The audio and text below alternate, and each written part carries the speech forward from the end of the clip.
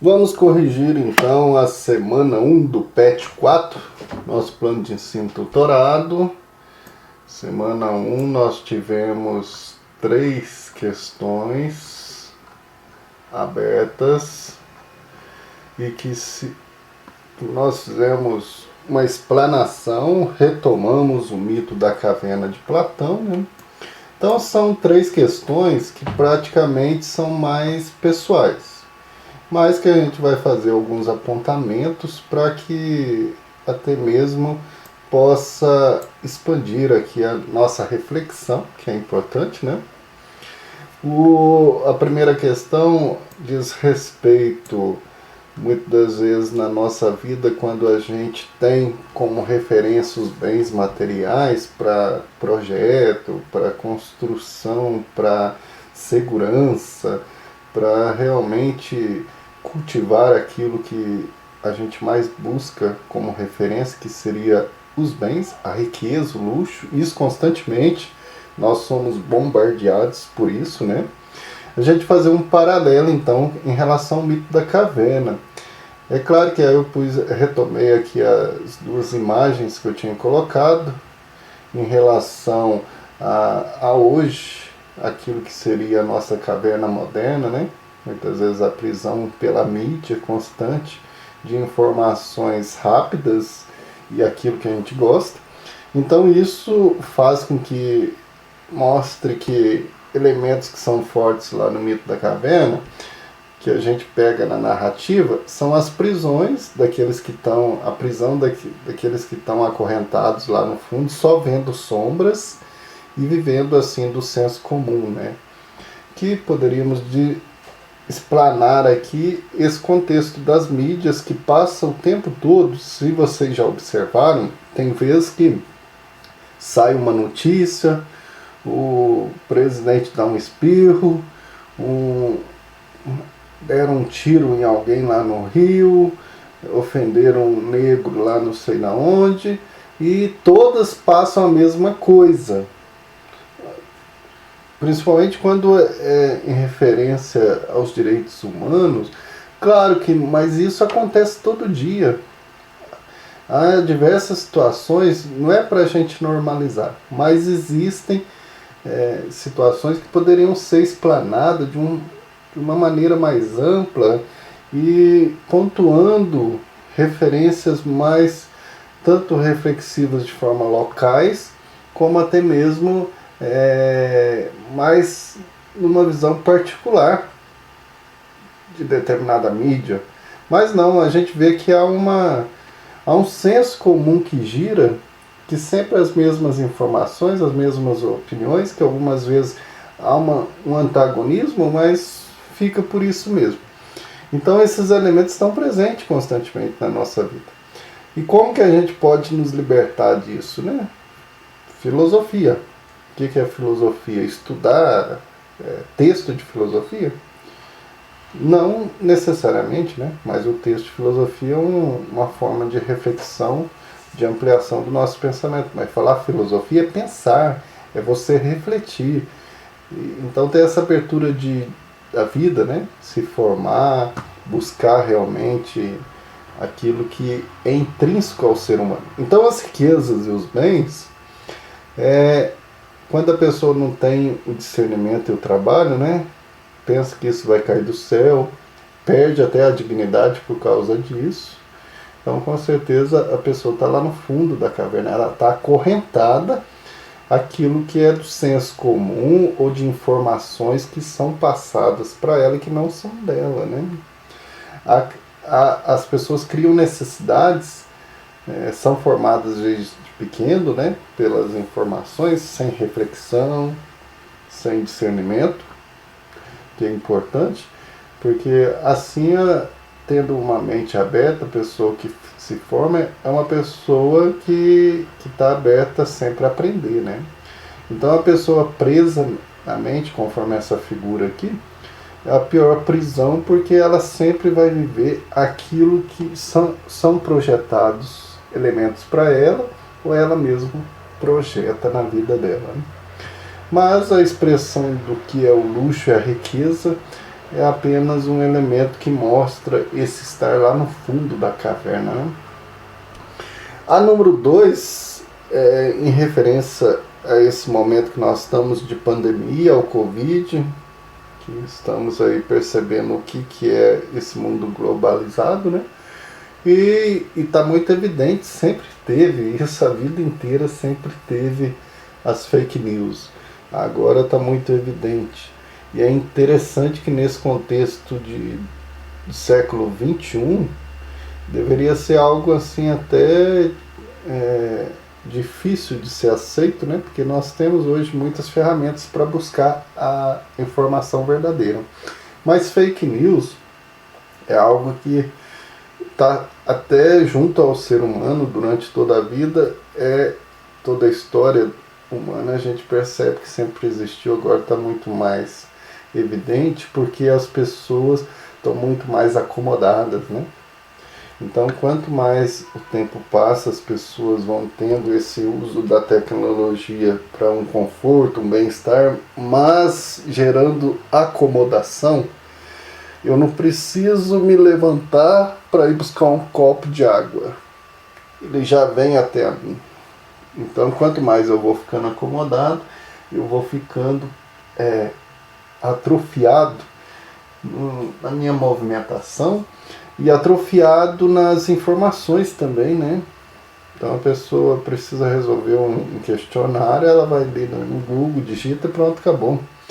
E nesse tempo, então, de fake news, a gente percebe que não basta só a pessoa conhecer a verdade, né? Ela percebe que ela tem as suas ânsias, as suas vontades e defende até a morte. Esse momento que nós estamos vivendo de pós-verdade, eu já antecipo a verdade, né? Eu já tenho a informação na minha cabeça. Então, independente se eu confirmo ou não, é interessante as fake news que elas voltam sempre. Mesmo que elas são desmascaradas, mas é como se a pessoa dissesse, eu não quero saber se é falso, eu acredito nisso, isso é uma verdade para mim, isso é o pós-verdade. Então, qual que seria a solução para isso, né? É pesquisar, verificar, ser curioso, são elementos que fazem parte do filosofar, né? Ser curioso, estar atento ao mundo, estar sempre de olhos abertos, né? Então, buscar informação, leitura, formação, não é simplesmente ter cursos e mais cursos, mas buscar fontes que ajudam na reflexão, né? E a conscientização política não adianta dizer que não tem nada a ver com a política. A política está inserida em todo o aspecto da vida humana social, né? Então, um povo consciente é o maior medo de um governo mal intencionado. Então, o voto consciente, até coloquei uma caricatura aqui do Coringa menosprezando, né? Que adianta você votar, né? Pode votar num político honesto ou não. Isto não resolve a nossa relação com o mundo, com a nossa sociedade. Você pode pôr um cara honesto lá, mas ele vai se corromper. A questão do povo é ter consciência política, se informar, ter formação, politização, né? Ampliar o seu conhecimento melhor. Então isso vai combater as fake news. Senão você vai viver acorrentado lá no fundo da caverna ainda, né? A terceira questão diz respeito àquele momento muito angustiante ali da vida de Sócrates e de Platão, que escreve o Fédon, né? Que é um diálogo de Platão que retrata ali a morte de Sócrates. E a gente percebe Sócrates como esse prisioneiro que libertou da caverna e ele volta, né? Mas volta para... É uma analogia, porque na vida ali pública de Atenas, Sócrates questionava as pessoas para mostrar quantas coisas erradas as pessoas estavam fazendo, né? Mas muitos não quiseram ser acomodados disso, né? Então, quais os impactos percebidos quando a gente está nesse processo de evolução intelectual? Ou seja, quando eu saio da caverna, isso é muito angustiante, né? Coloquei até uma imagem aqui de um passarinho que ele age pelo alimento, né? Então ele vai sendo enganado até ficar preso. Por que ele ficou preso? Ele está todo satisfeito, né? Comeu bastante, mas ficou preso. Então a satisfação das nossas vontades apenas como uma armadilha, né? Isso é positivo no sentido de que eu me sacio, eu alimento as minhas vontades. Mas intelectualmente, de forma consciente, um ser livre que eu sou, eu acabo ficando preso realmente àquilo que essas armadilhas me conduzem, né? Então o aspecto de debater, dialogar constante me ajuda a libertar, a vencer o senso comum, a sair da caverna. Isso é importante. Muitas pessoas não querem. Nós estamos, desde uns anos atrás, a buscar uma conscientização maior política, né? Porque a política ela influencia muitas coisas na nossa vida, né? Desde a educação. Então, não deixar para os outros. Então, sair desse comodismo, vencer nossas opiniões dogmáticas. O que é uma opinião dogmática? Uma opinião já fechada, de absoluta como verdade, né? Como se eu já soubesse das coisas. Então, a gente enxergar sofrer o processo, porque quando a pessoa saiu da caverna, ela ficou tanto tempo ali naquela escuridão, é igual quando a gente acorda no meio da noite e liga a lâmpada. Você pode ver que você não consegue abrir os olhos rapidamente. É preciso levar tempo. E essa liberdade, ela leva um tempo, né? E se libertar, depois que a pessoa se liberta, ela nunca mais quer voltar para dentro da caverna, né? É igual sair da casa dos pais. É muito difícil, porque você tem que pagar suas contas agora. Mas mesmo que você sofra nesse processo de ter que ser dono de si, você não quer voltar mais a esse conforto, esse sentido, porque é uma conquista, né? A liberdade é uma conquista, ela gera a sua responsabilidade e é difícil esse processo. Intelectualmente, filosoficamente, a gente quando é dono de si, tem consciência, tem liberdade de opinião, então a gente não quer voltar a estar preso, a ser gado dos outros, né? Então essas questões dessa semana ajudaram-nos a refletir sobre esses elementos da Covid, voltar a essa reflexão do mito da caverna, do senso comum, do senso crítico, né?